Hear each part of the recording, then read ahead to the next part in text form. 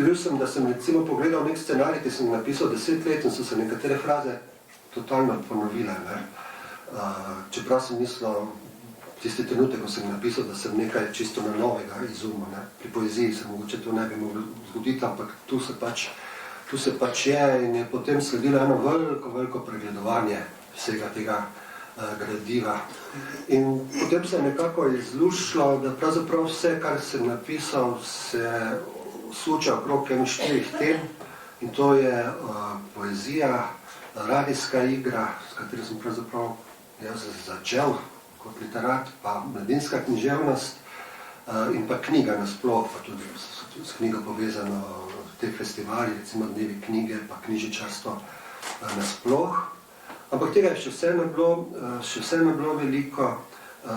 Jaz pa rad, zlasti pri poeziji, ampak tudi pri drugih stvarih, da pesem diha, da je okrog nje nekaj prostora.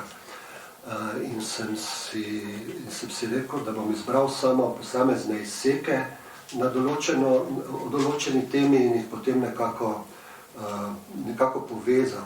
Vse skupaj sem pa razdelil na 4 sklope, kako govori poezija, kako govorijo radijske igre, kako govori mladinska književnost, pa kako govorijo knjige. Te posamezne dele sem pa nekako povezal z...